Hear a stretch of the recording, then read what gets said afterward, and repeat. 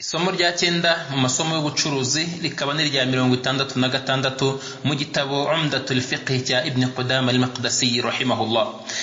Alhamdulillah wassalatu wassalamu ala rasulillah wa ala alihi wa ashabihi wa man wala. Nyuma yo gushimira Allah subhanahu wa ta'ala no gusabira amahoro n'imigisha intumwa Muhammadin sallallahu alayhi wa sallama we nabiwe n'abasangira ngendo be n'abazakomeza kugera ikirenge mu cyabo kuzageza ku munsi w'imperuka, dusaba Uwiteka Allah subhanahu wa ta'ala ko yadushyira muri abo ngabo. Bavandimwe, turakomeza n'amasomo yacu mu gusobanura amabwiriza n'amategeko agenga imigenzereze n'imikoranire hagati y'abantu mu bucuruzi no mu buzima bugendanye n'imitungo n'imibanire y'amafaranga no kuguza no kugurizanya, byose hamwe byisanga mu miryango y'ubucuruzi, aho umwanditsi rahimahullah avuga akomeza mu gitabo cye avuga ati babul hawalati wad-damani, umuryango w'ibijyanye na hawala ni ukwimura ideni cyangwa se kohereza no kwimura umutungo uwujyana ahandi. Wad-daman hamwe no ubwishingizi, aho umuntu ashobora kwishingira mugenzi we kubijyanye n'ubucuruzi, byaba ari ku bicuruzwa agiye gufata cyangwa se ari ku ideni yifuza gufata cyangwa se ari n'ikindi gikorwa icyo ari cyo cyose ashobora gukeneramo umwishingizi kugira ngo igikorwa cye kibashe kugenda neza nk'uko abyifuza, mu gihe we ugiye kugikora hari ibyo atujuje kugira ngo kibashe gukorwa neza.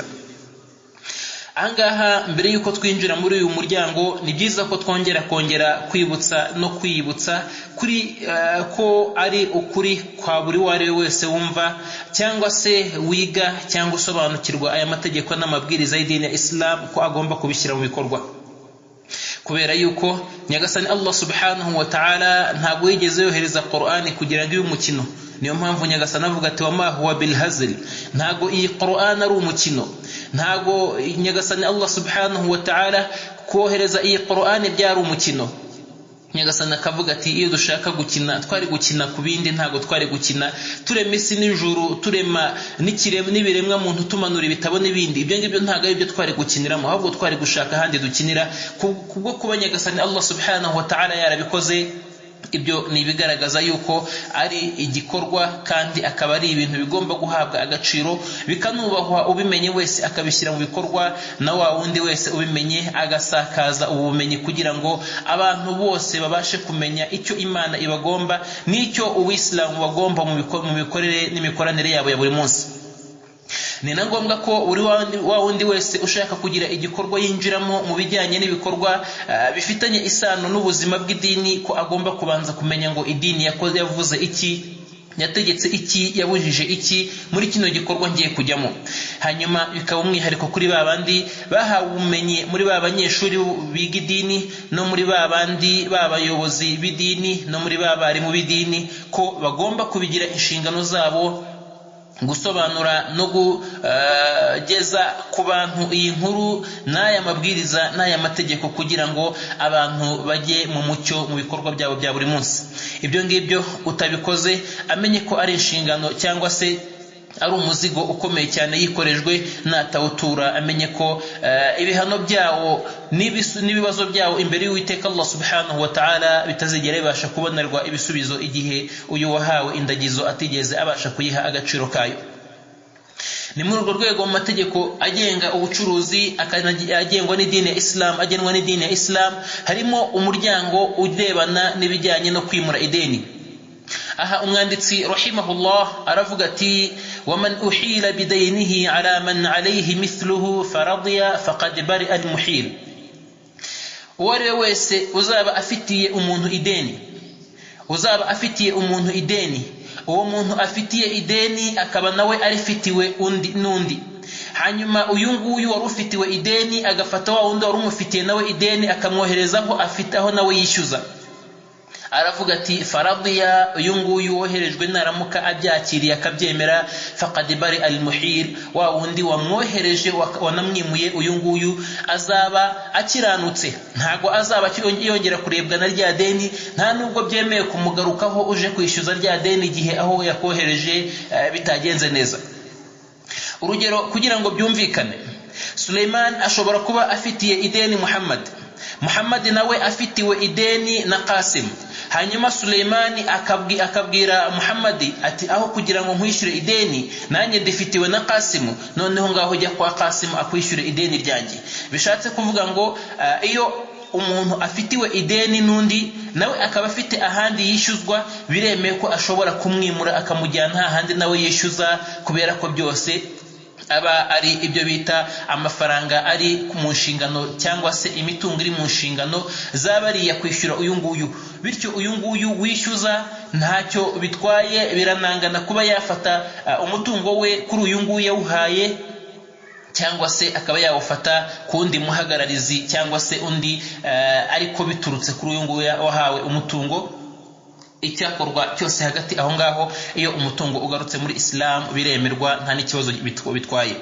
Aha umwanditsi rahimahullah aravuga ati man uhila bidaynihi ila man alayhi mithluhu, uzimurwa uzaba afite ideni akimurwa ku wundi, uzaba afitiwe ideni akimurirwa ku wundi wari ufitiye ideni, wa wundi yari afitiye ideni rimeze nkaryo cyangwa se ringana nkaryo.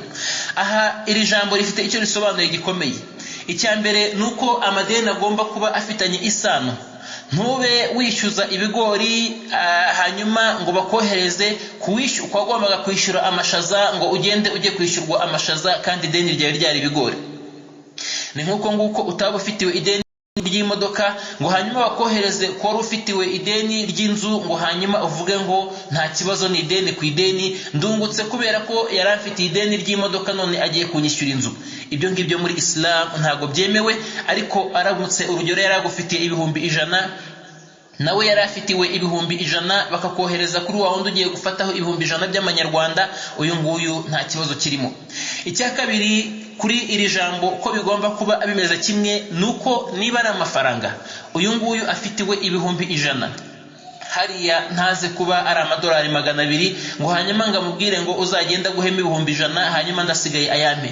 Ibyo ngibyo aha ndemerwa, kubera ko muri hadithi ya Umar ibn al-Khattab radiyallahu anhu, muri hadithi za Hakim n'abandi muri ashabu sunan, avuga ko Umar ibn al-Khattab radiyallahu anhu aravuga ati najyaga ncuruza ingamiya mu gace ka Baqi', aravuga ati fa abi' bidananir wa akhudhu bidarahim wa abi'u bidarahim wa akhudhu bidananir, ati najyaga nishyura cyangwa se ni ngurisha nkoresha amadirham nkishyurwa amadinari, cyangwa se nkatanga amadinari bakampa amadirham. aravuga ati fa akhudhu bihadha wa abi' bihadha, nkafata kimwe mbivangavanga. Arangije aravuga ati ndangije mbaza intumwa y'Imana Muhammadin sallallahu alayhi wasallama kuri ubwo bucuruzi bwanjye. Intumwa y'Imana iramubwira iti la ba'sa an ta'khudha bisi'ri yawmiha ma lam taftariqa wa bainakuma shay, ntacyo bitwaye ko wafata wagurisha gutyo ariko ukagurishiriza ku giciro cy'uwo munsi ubucuruzi bwagendeyeho. Igiciro cy'uwo munsi ubucuruzi bw'amafaranga bwagendeyeho, hanyuma mugatandukana, buri wese yatwaye ukuri kwe, nta n'umwe usigaranye ukuri kwa mugenzi we.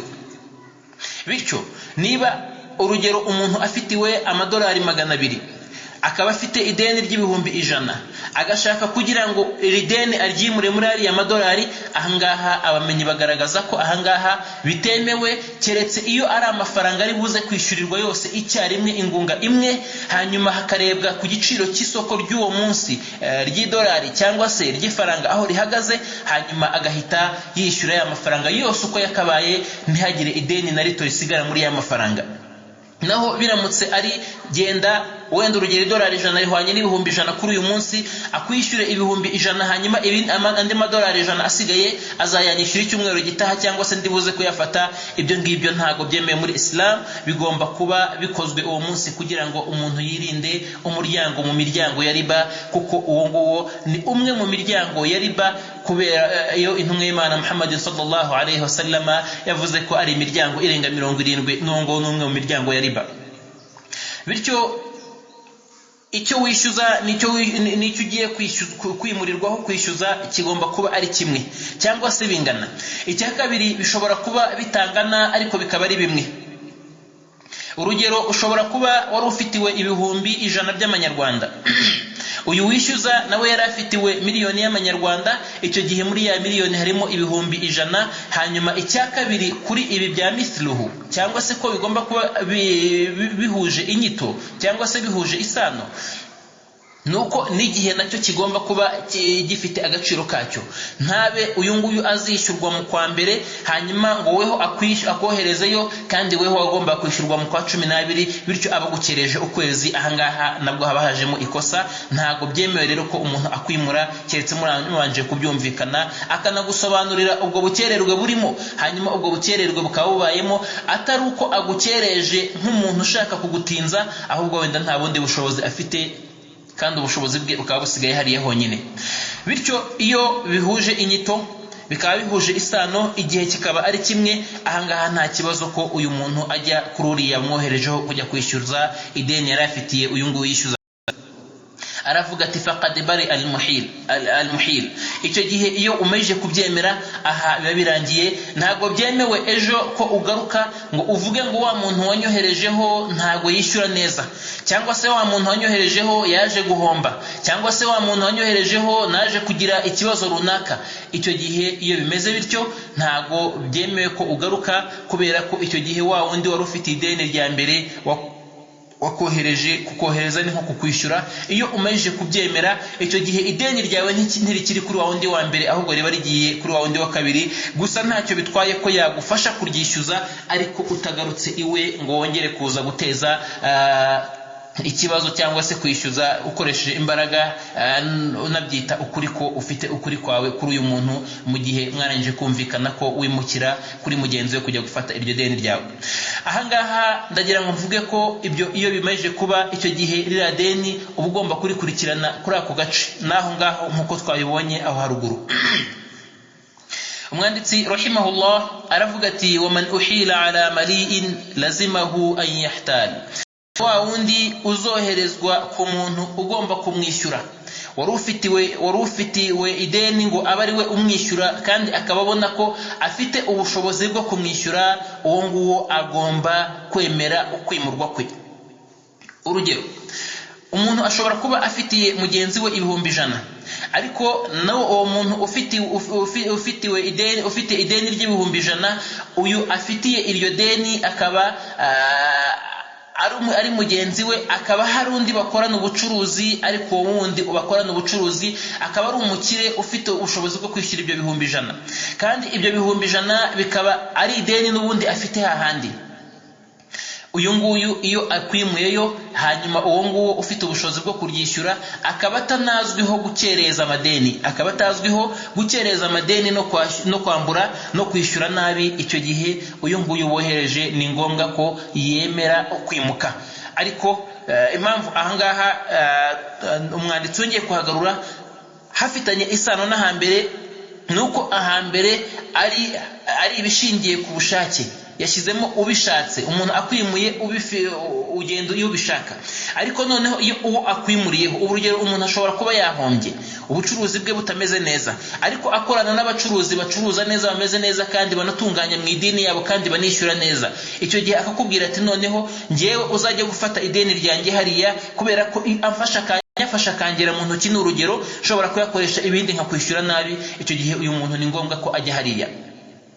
Impamvu uyu umwanditsi yagaruye iki kintu nuko hari igihe umuntu ashobora kuba afitiye ideni mugenzi we, cyangwa se impamvu amategeko yagennye iki kintu nuko hari igihe umuntu ashobora kuba afitiye ideni mugenzi we, hanyuma akaba yifuza gukururana nawe, hanyuma uriya akaba atifuza gukururana nawe, akakenera kumwimura akamujyana ahandi kugira ngo yishyurwe mu buryo butarimo gukururana, cyangwa se akaza guha umuntu ideni, nyuma akaza kumenya ko uyu muntu wahawe ideni ari umuntu wenda urugero uvuga cyane, agakenera kumwimura kugira ngo ataza kubasha kumuvuga, cyangwa se undi ufite igitinyiro atabasha kuvuga cyangwa se gutesha umutwe. Icyo gihe biremewe muri Islam ko ibi ngibi bikorwa, ariko uyu nguyu ujyaniwe uyu muntu ngo amwishyure agomba kuba ibyo twavuze bibiri abyujuje. Icyambere agomba kuba afite ubushobozi bwo kwishyura kandi nta kibazo afite mu kwishyura. Icya kabiri nuko agomba kuba atari mu bishyura nabi. Iyo bimeze bityo intumwa y'Imana Muhammadin sallallahu alayhi wasallam iravuga ati idha utbi'a ahadukum ila mali'in, umwe muri mwebwe naramuka yohererejwe ku muntu ufite ubushobozi kandi wishyura neza, faliyatba, ajye abikora. Hadithi ni ya Bukhari na Muslim muri hadith za Abi Hurairah radiyallahu anhu. Bityo ahangaha ni ngombwa ko uyu muntu agenda, gusa aramutse atabishatse bamwe mu bamenyi babona ko abyanze nta kibazo, nko kuba uyu nguyu asabwa kujya kwishyuza, ashobora kuba atuye kure kandi kujya kumwishyuza atuye kure bigoranye, cyangwa se uyu nguyu agiye kwishyuza akaba wenda ari umuntu ugendera mu mabwiriza runaka bijyanye no kumubona ataboneka igihe bihe byose, uyu nguyu yemerewe kuba yabyanga, ariko yo nta yindi mpamvu afite abagomba kujya kwishyuza uriya bamwoherejeho kujya kwishyuza. Umwanditsi rahimahullah aravuga ati wa in daminahu anhu daminun lam yabra wa sara ad-dayn alayhima. Twimukiye kuwa kabiri, cya kabiri ni ibijyanye n'ubwishingizi. Ku bijyanye no kwimura ideni icyo turakirangije, aho ugomba kwimuka iyo ari ngombwa, cyangwa se nta yandi mananiza arimo, cyangwa se izindi mbogamizi ziri mu kuba wakimura ideni ryawe ukajya kuryishyuza ahandi hari ukuri ko washakaga. Icya kabiri ni ad-damin. Ad-daman ni ubwishingizi. Ubwishingizi muri Islam ni umuryango mu miryango y'ineza. Ubuyisilamu bwashishikarije abemeramana n'abayisilamu ko bishingira bagenzi babo igihe hari ubushobozi kandi nta ngaruka bifitemo. Mu bantu hari abantu batemera kwishingira uwo ari we wese uko byagenda kose. Abo ngabo ntago ari abantu beza, kubera ko ubwo bushobozi cyangwa se iyo service cyangwa se ubwo bufasha ni ubufasha Nyagasani aba yarabahaye, akabishyira mu nshingano zabo kugira ngo babashe gufasha abagaragu b'Uwiteka Allah subhanahu wa ta'ala.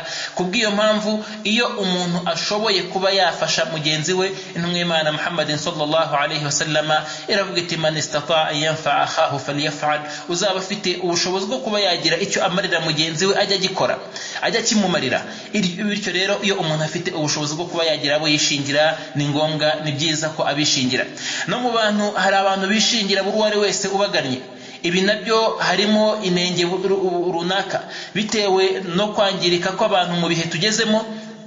Ushobora kwishingira umuntu akaguta mu bibazo, bityo ntago bikwiye ko nanone uko wishingira buri uwo ari wese. Ntibikwiye gufunga umuryango burundu, nta nubwo bikwiye kurangaza umuryango burundu. Hanyuma igikwiye nuko umuntu agomba gushishoza, akareba kuri babandi bamugana, akumva ibibazo byabo, akamenya n'icyo bashaka, kugira ngo amenye uwo yishingira n'uwo atishingira igihe abifitiye ubushobozi. Ahangaha ndagira ngo mvuge ko Ubuyisilamu bwaziririje uwo muntu ufite ubushobozi bwo kwishingira no kuvuganira no gufasha, ko afasha umuntu wagiye mu ideni rya haramu. Ideni rya haramu n'imitungo ya haramu uyiguyemo akagira ingaruka mbi ahura nazo, uyu nguyu agomba kuzirengera zose, kubera ko amategeko yamubujije kujya muri zino ngaruka mbere yuko azigeramo. Iyo arenze ku mategeko ayazi akayagwamo, uyu nguyu ntago afashwa, nta nubwo kandi yishingirwa, nta nubwo yoroherezwa kuva muri cya kibazo, kubera ko icyo kibazo aba yarakigiyemo abizi. Ariko biramutse bimenyekanye ko yagiye muri icyo kibazo atazi ko ari haramu, hanyuma yageramo agakuramo n'ibibazo n'ingorane n'ibizazane, uyu nguyu arigishwa, yamara kwigishwa agafashwa uburyo bwo kuva muri kiriya kibazo, ariko bigasigara ari isomo kuri we no kuri bagenzi be. Naho iyo bimenyekanye ko yabikoze ku bushake no ku bwende, cyangwa se yabwiwe ntiyumve, cyangwa agashidikanya ku mategeko n'amabwiriza agenga uyu muziro yaguyemo, uyu nguyu ntago afashwa. Urugero ni umuntu kuba yafata nk'ideni muri banki zigendera ku mabwiriza ya riba, hanyuma iri deni rikamuzamukana, rikamumerera nabi, bikagera ubwo ajya guterezwa ahatezwa ibye, akandagaza umuryango we, akandagara nawe ubwe, agajya no mu makuba no mu bukene burenze ubwo yari arimo. Ahangaha ntago Abayisilamu bemerewe gufasha uyu muntu umeze gutya, nta nubwo bemerewe kumutabara, nta nubwo bemerewe kumufasha kwishyura ideni cyangwa se kumwishingira n'ibindi bibazo bitandukanye ashobora kuba afite. Yewe bamwe mu bamenyi babona ko bitemewe no kuba wagura ya ngwate ye mbere kugira ngo umutabara atagwa muri kiriya gisebo. kuko benshi mu bantu nako bimeze ni igisebo gikomeye kuba yarafashe ideni bikarangira bagurishije imitungo ye ari banki ije kuyigurisha, kubera ko iyo ari banki cyangwa se ikigo cy'ubucuruzi kije kugurisha kigurisha gishaka umutungo wacyo, kandi uyu muntu nawe aba yarangije kugaragazwa muri ba bandi batari abizerwa. Bityo uramutse ushatse kumutabara ukagura uriya mutungo we kugira ngo abashe kwishyura ntagere kuri kiriya gisebo, ahangaha ubaye umufatanyacyaha, kubera ko aba agomba kubonja no sogongera ku busharire bw'igikorwa kibi yakoze mu idini ya Islam. Bityo ntago byemeye ko wafasha umuntu uri muri icyo mu kibazo nk'icyo ngicyo yagiyemo azi neza ko ari haram, baramusobanuriye bakamwigisha, hanyuma agatanga impamvu mu mpamvu zidafatika n'ibibazo mu bibazo bidafatika.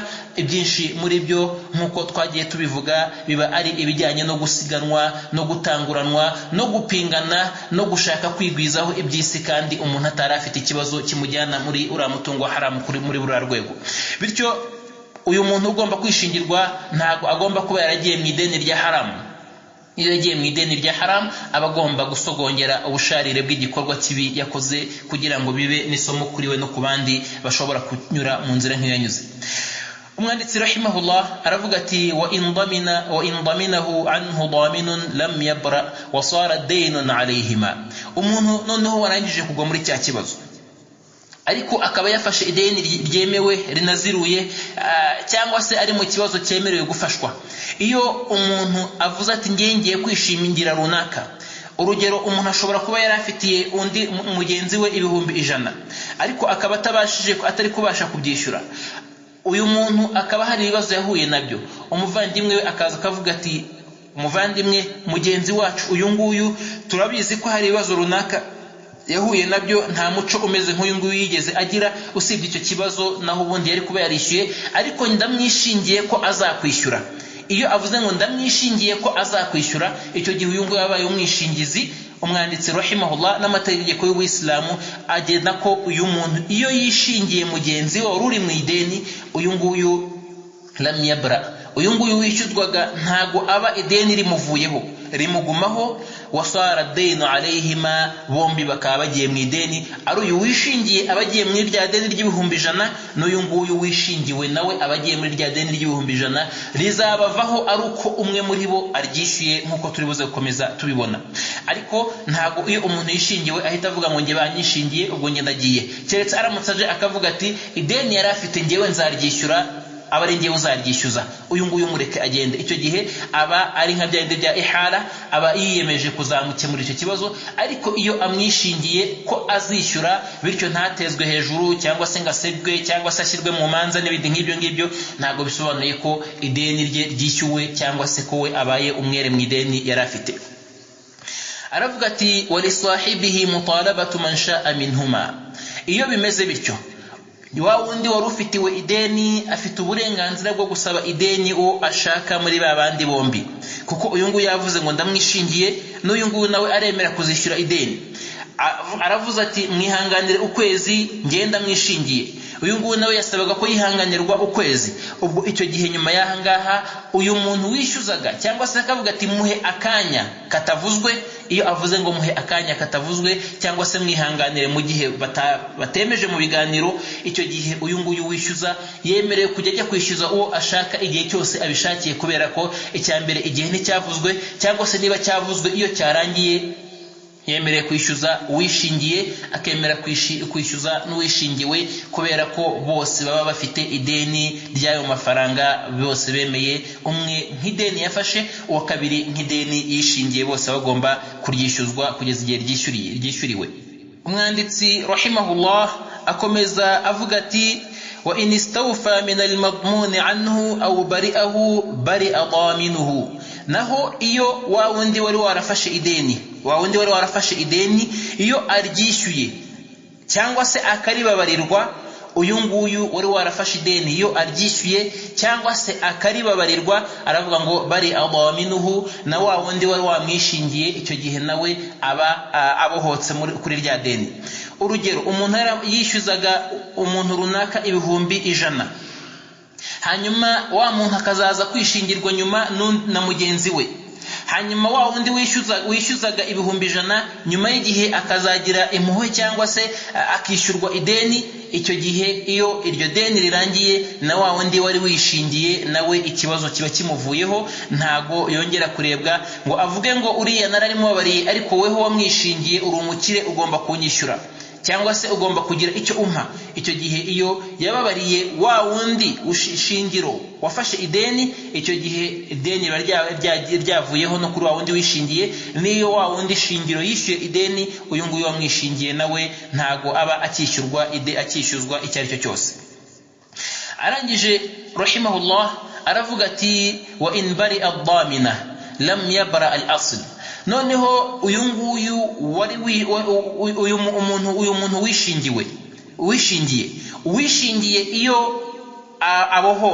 wishingiye iyo abohowe mbere yuko ideni ryishyurwa, lam yabra al-asl, ntago wa wundi wafashe ideni we ababohotse. Urugero, umuntu aje agafata ku muntu ideni ry'ibihumbi 100, hanyuma nyuma y'igihe cyo kwishyura cyagera akaba atarishyura, agashaka umuntu umwishingira, umuntu akaza akavuga ati ngenda mwishingiye mumwongeze igihe kingana n'ukwezi.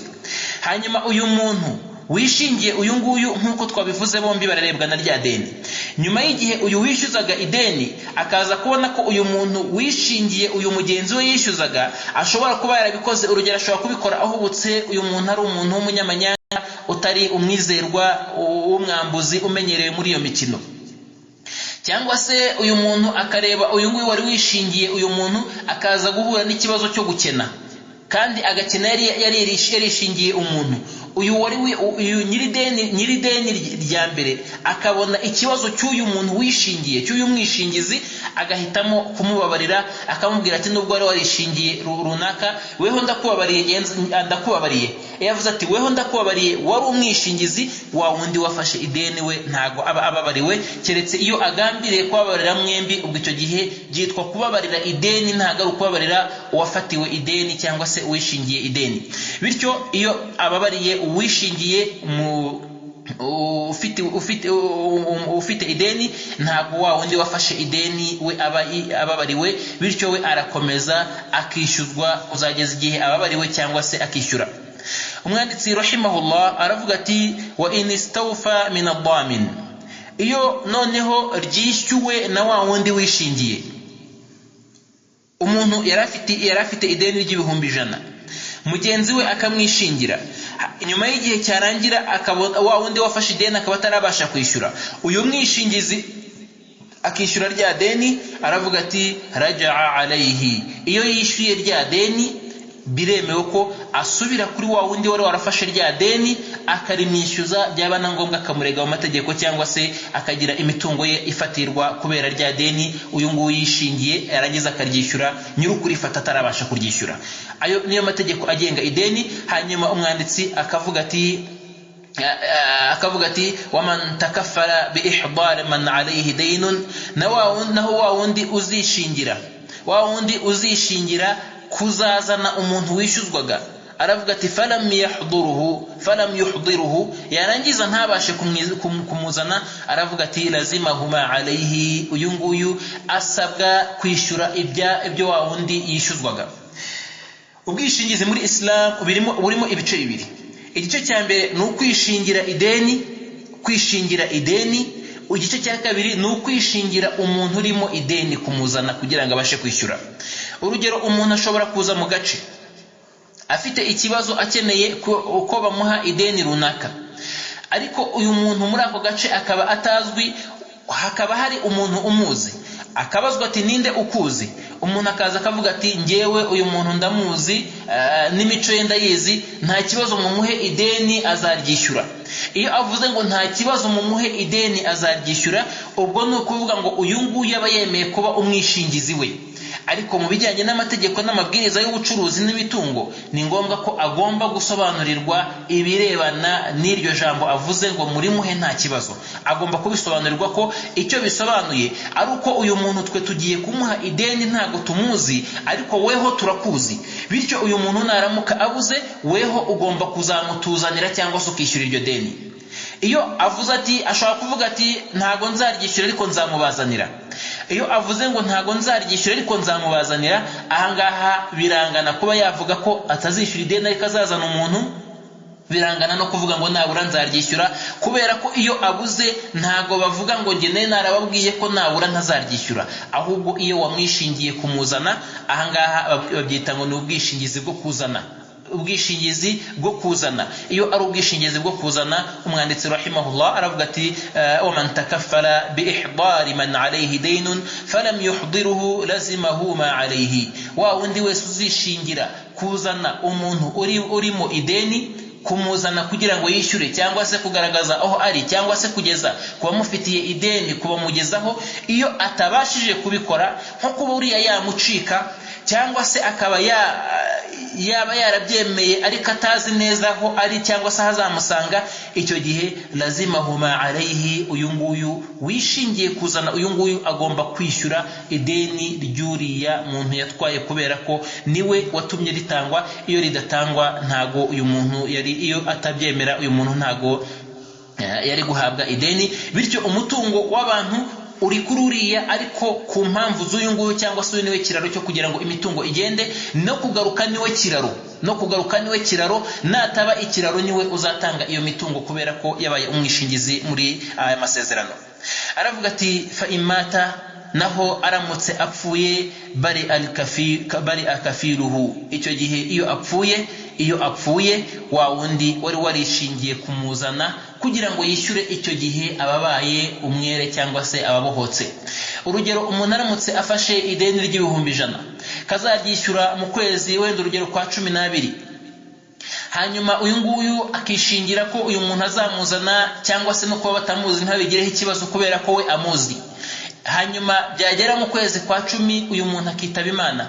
Iyo yitabye Imana, uyu nguyu atanga ibimenyetso bigaragaza ko uriya muntu wari warahawe ideni yitabye Imana, icyo gihe ntago yishyuzwa rya deni, kubera ko icyo yari yaremeye ni ukuzana uyu muntu urimo ideni, ntago ari ukumwishyurira ideni. Bitandukanye na wa mwishingizi w'ideni